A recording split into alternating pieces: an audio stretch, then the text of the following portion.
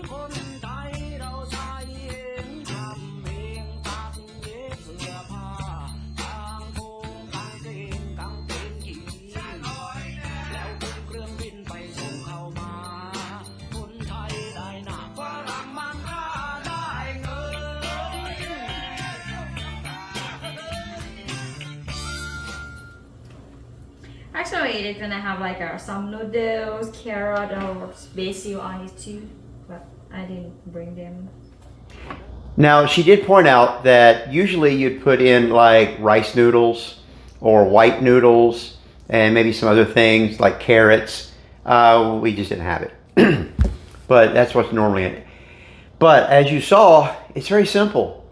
The only thing you had to cook was boiling some shrimp. And even that, you get like cocktail shrimp, it's pre-boiled. You don't have to heat it up. The whole thing is meant to be cold. And the sweet chili sauce, you've seen me use this before if you watch my videos. This is just such good stuff. So there you have it, an easy recipe. I will bring you more Thai recipes from Sunantha in upcoming videos. So on that happy and healthy note, be seeing you.